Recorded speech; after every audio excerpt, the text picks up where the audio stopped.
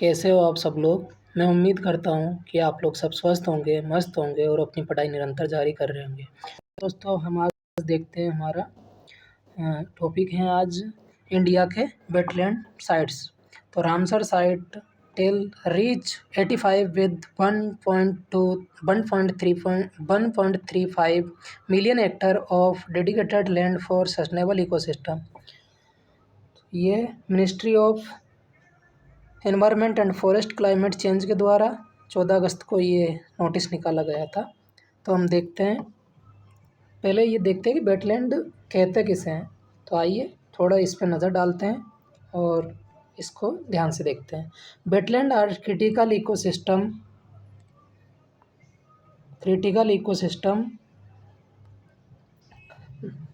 Wetlands are critical ecosystems that play an imperative role in maintaining ecological balance and supporting biodiversity and providing various ecosystem services essential for human survival. The Ramsar Convention on Wetland, an international treaty established in 1971, provide the framework for the conservation and wise use of wetland globally. This document explores the Ramsar site in India and the sustainable use of wetland for human and planetary। तो इसको देखते हैं पहले हम। Ramsar site कब घोषित किया गया, क्या है क्या नहीं है, तो इसको क्यों वेटलैंड घोषित किए जाते हैं इसको देखते हैं पहले। वेटलैंड संरक्षण और संपोषणीय उपयोग को प्राथमिकता देने के लिए 2 फरवरी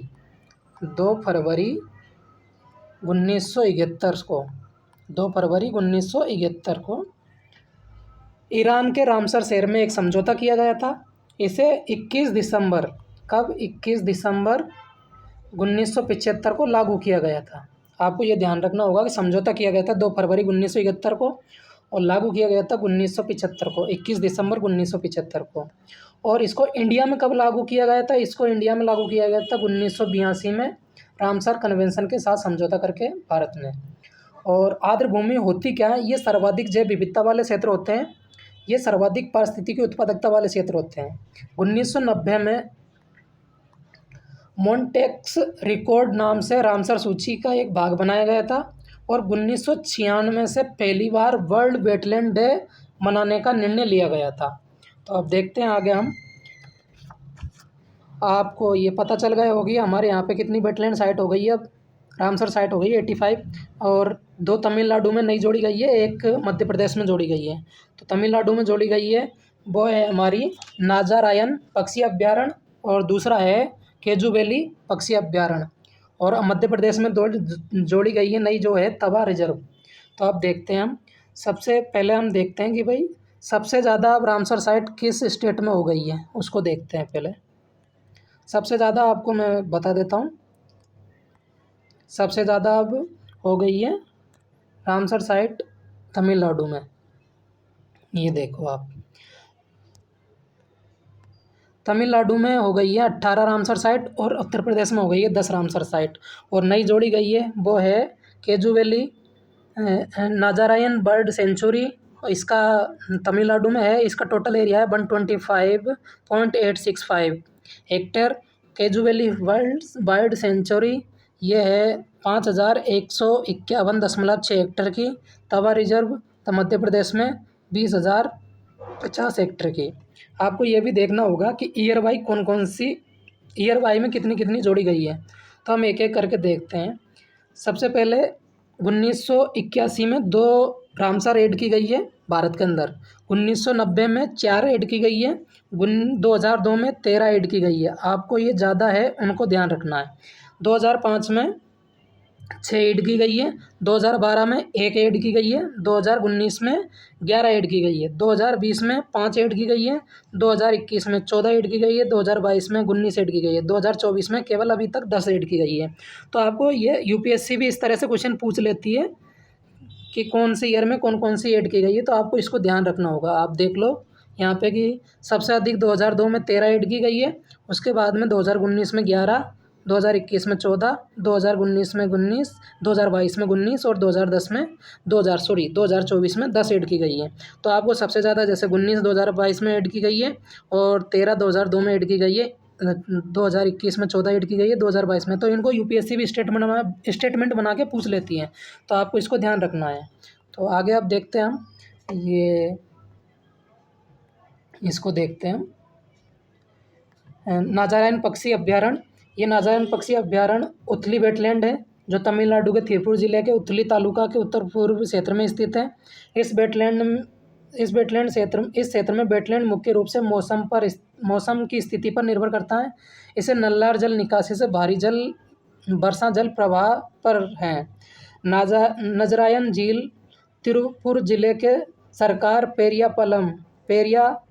पेरियापलायम गांव के पास 125.865 हेक्टेयर क्षेत्र में त्रिपुर शहर से लगभग 10 किलोमीटर उत्तर पूर्व में उथीकुली मुख्य सड़क पर स्थित है। झील दो गांव सरकार पेरियापलायम और नेरुपेरिचल के अंतर्गत आती हैं।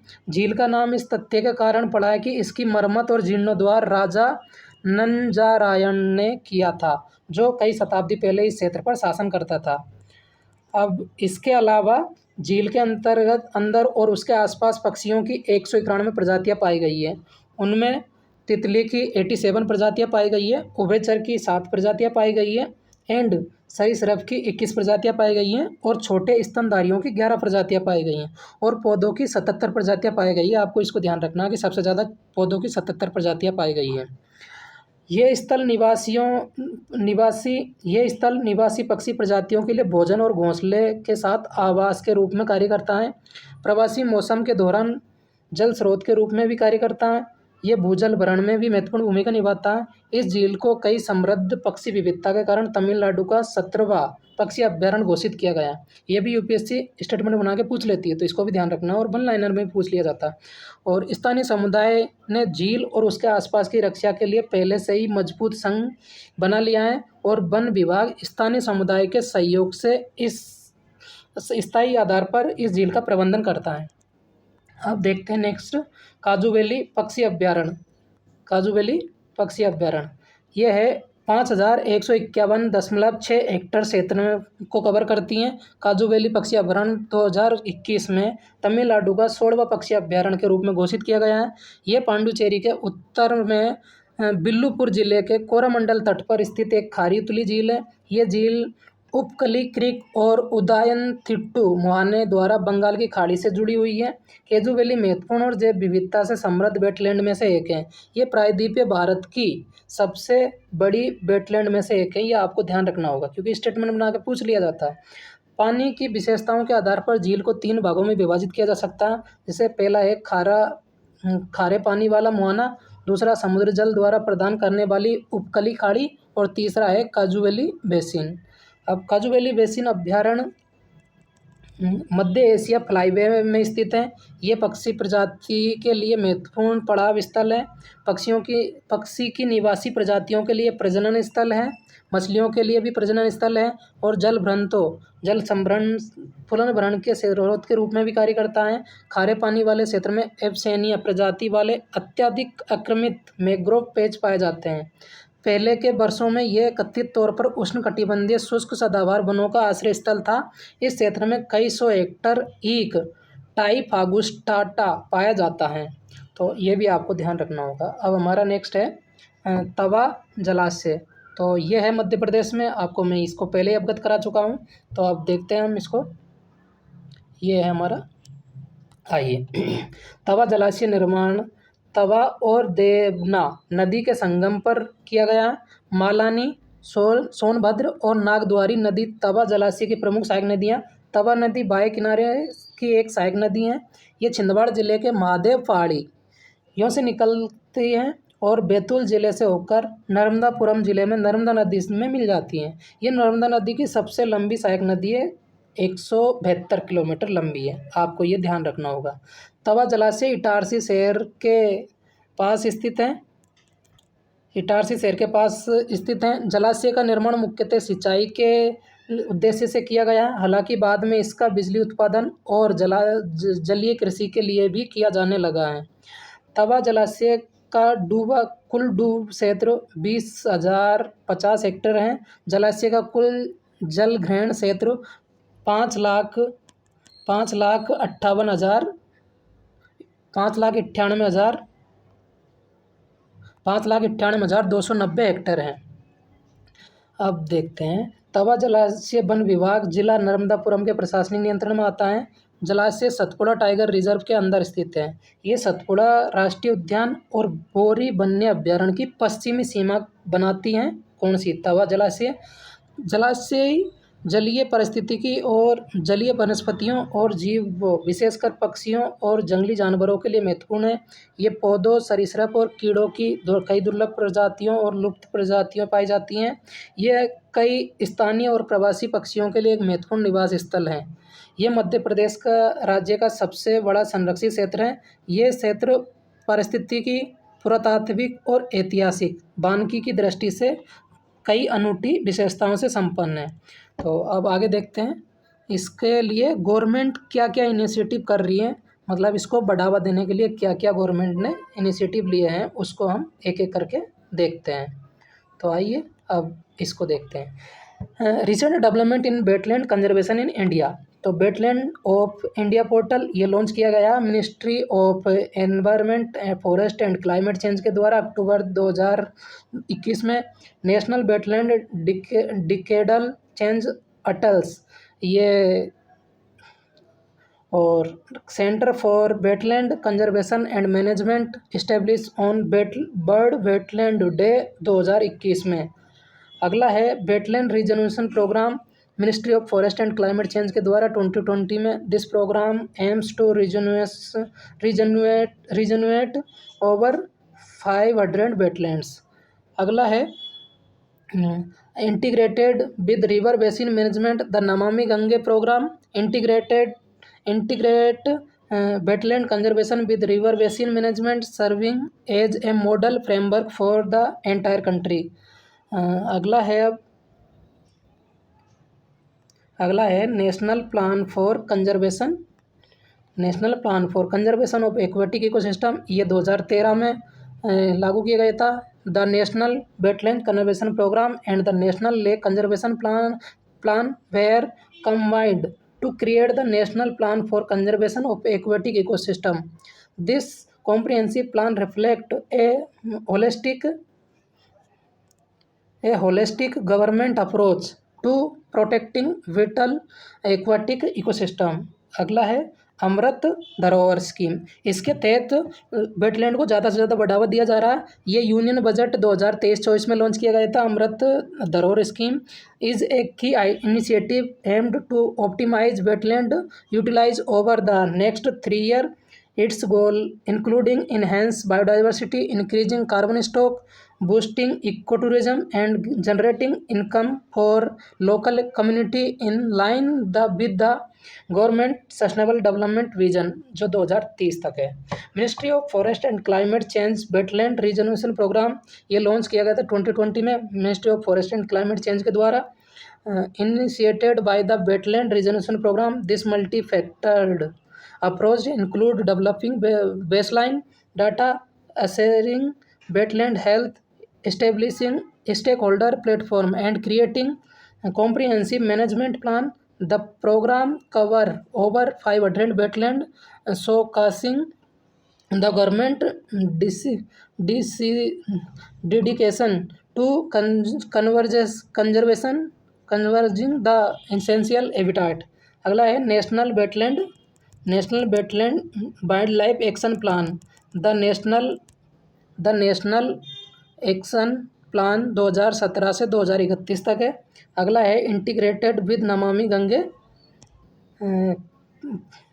Gange on bird wetland day 2021 the ministry of Jal Shakti highlighted the integration of bird conservation with the Namami Gange programme.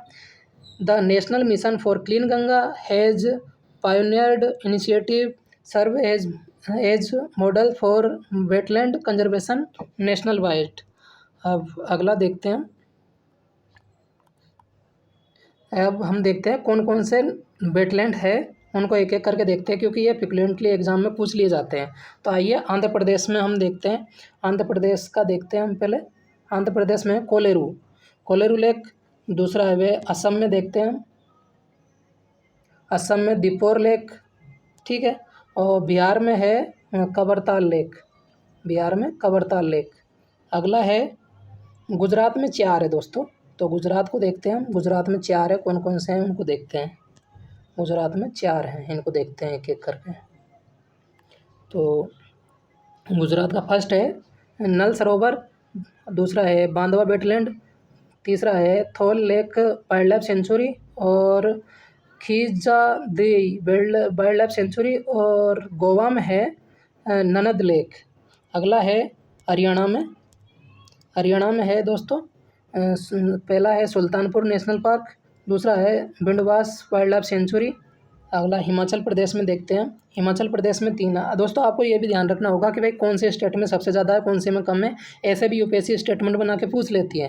तो सबसे ज़्यादा आपको ध्यान रखना कि तमिलनाडु में, उसके बाद में सेकंड नंबर पे उत्तर प्रदेश में। यह आपको अच्छे से ध्यान रखना होगा। हिमाचल प्रदेश में देखते हैं, फर्स्ट है पोंग डैम लेक, दूसरा है चंद्रताल वेटलैंड, तीसरा है रेणुका वेटलैंड। अब देखते हैं जम्मू कश्मीर में 5 है दोस्तों, तो इनको देखते हैं। जम्मू कश्मीर में है Wular lake, Surinsar Mansar lake, तीसरा है ओकेरो वेटलैंड, जो यूपीएससी में पूछा भी गया है दोस्तों, आपको ध्यान होगा अगली बार। और अगला है fourth Haigam wetland conservation reserve, fifth है सलगम वेटलैंड कंजर्वेशन रिजर्व। अब देखते हैं हम कर्नाटक में दोस्तों।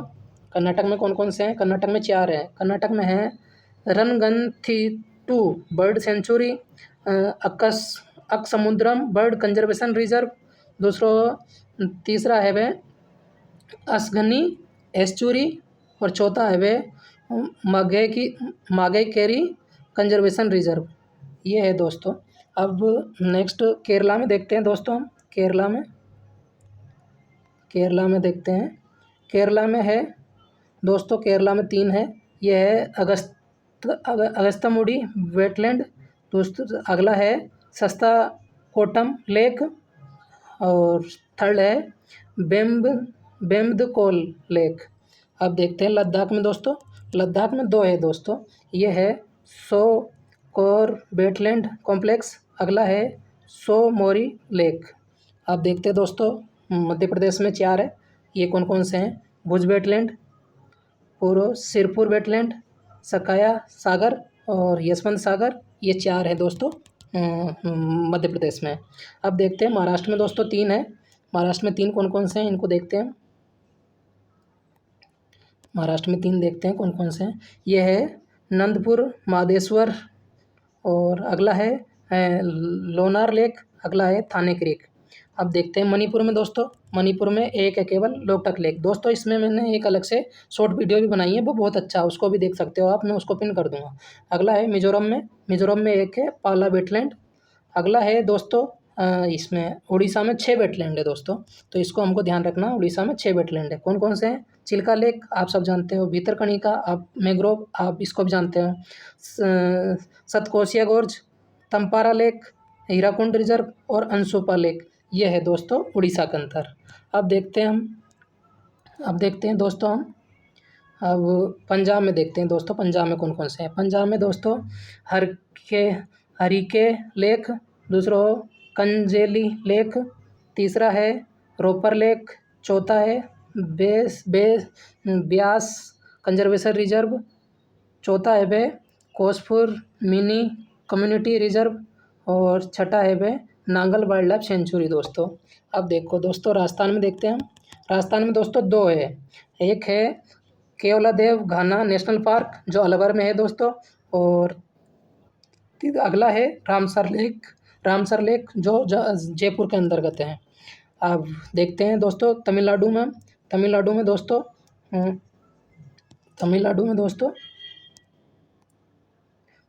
में दोस्तों ये आपको 16 दिख रहा है। अब यहाँ पे आपको पता, मैंने आपको अभी 2 ऐड किए जो बता दिए, अब 18 हो गए। तो यहाँ पे देखते हैं हम तमिलनाडु में दोस्तों। तमिलनाडु का देखते हैं हम एक एक करके पूरा। देखिए तमिलनाडु में फर्स्ट है point Calimere wild life and bird sanctuary, दूसरा है कोटथाकुलम बर्ड सेंचुरी, तीसरा है चित्रकूटी बर्ड सेंचुरी, चौथा है वह कारिकली बर्ड सेंचुरी, पांचवा है पिच्चावरम मैंग्रोव, छठा है वह पालीकर कारानाई मार्स रिजर्व फॉरेस्ट। अगला है वह gulf of marine gulf of Mannar marine biosphere reserve. अगला है बेम्बनार वेटलैंड कॉम्प्लेक्स। अगला है वह बोदले बोध बेलोदे बर्ड सेंचुरी। अगला है उदाम अगला है उदायम थानथपुरम बर्ड सेंचुरी। अगला है वेदांथंगल बर्ड सेंचुरी। अगला है वह सुंदरम थरूर थरूर वेटलैंड कॉम्प्लेक्स। अगला है बेदूर बर्ड सेंचुरी। अगला है कंजीरनकुलम बर्ड सेंचुरी। अगला है दोस्तों कावीरती बर्ड सेंचुरी, ये 2023 में जोड़ा गया है। और लॉन्गवुड फॉरेस्ट सोला फॉरेस्ट रिजर्व, ये भी रिजर्व फॉरेस्ट, ये भी 2023 में जोड़ा गया है। आपको इनको भी ध्यान रखना होगा दोस्तों। अब अगला देखते हैं हम दोस्तों त्रिपुरा में है दोस्तों त्रिपुरा में है दोस्तों रुद्र सागर लेक। आप देखते हैं उत्तर प्रदेश दोस्तों 10 मैंने आपको बताया था सेकंड नंबर पे। फर्स्ट नंबर पे तमिलनाडु जिसमें 18 हो गए। अब सेकंड नंबर पे ये उत्तर प्रदेश जिसमें 10 हो गए। अब देखते हैं अपर गंगा मैदान, Nawabganj bird sanctuary, Parvati Agra bird sanctuary, Saman bird sanctuary, Samaspur bird sanctuary, Sandi bird sanctuary, Sarsai Nawar झील। और अगला है सुर सरोवर। अगला है हैदरपुर वेटलैंड। अगला है बखीरा वाइल्ड लाइफ सेंचुरी। तो ये है दोस्तों उत्तर प्रदेश में। अब देखते हैं उत्तराखंड में कौन सा है। आसन कंजर्वेशन रिजर्व दोस्तों, इसी के नाम पे एक रिवर भी है, उसी के ऊपर है। वेटलैंड अब वेस्ट बंगाल में देखते हैं दोस्तों, दो है ईस्ट कलकत्ता वेटलैंड और सुंदरबन वेटलैंड। तो आप इसको तो जानते हो, जिसमें बंगाल टाइगर पाए जाते हैं और विश्व का सबसे बड़ा सुंदरबन डेल्टा है। अब दोस्तों अगला देखते हैं हम, आगे देखते हैं। अब कंक्लूजन क्या है दोस्तों, इसका कंक्लूजन देखते हैं। आइए एक एक करके। तो wetland are essential for managing to impact of flood, drought and cyclone. They serve as natural buffer by capturing excess rainfall and gradually rising water during dry period, thus maintaining extreme weather effect. Additionally, wetland are vital for maintaining ecosystem health, helping to minimize potential disaster impact on various habitat and species. The Government of India is committed to integrating the full spectrum of wetland various into development planning and decision-making process, recognizing the crucial role wetland play in supporting both human well-being and planetary health. The government has initiative several effect to protect and restore these vital ecosystem through various wetland initiative. The government seek to ensure that the invaluable service provide the wetland are provided for future generation। तो ये थे। आप देखते हैं दोस्तों Ramsar site कितनी हो गई हमारी। मैंने आपको स्टार्टिंग में बताया कि पहले 2013 तक 26 थी, अब 2024 में 85 हो गई बढ़ के रामसर साइट इन इंडिया। अब हम कुछ अलग से कुछ बातें देखते हैं दोस्तों, मैं आपको कुछ बातें बताता हूँ। वेटलैंड होता क्या है। वेटलैंड ये है कि ये सर्वाधिक जैव विविधता वाला क्षेत्र होता है। ये सर्वाधिक पारिस्थितिक उत्पादकता वाला क्षेत्र होता है। इसके लिए संरक्षण एवं संपोषणीय उपयोग को प्राथमिकता दी जाती है। इसे 2 फरवरी 1971 को ईरान में रामसर शहर में समझौता किया गया था। इसे 21 दिसंबर को लागू किया गया था 1975 में। ठीक है दोस्तों। और 1982 में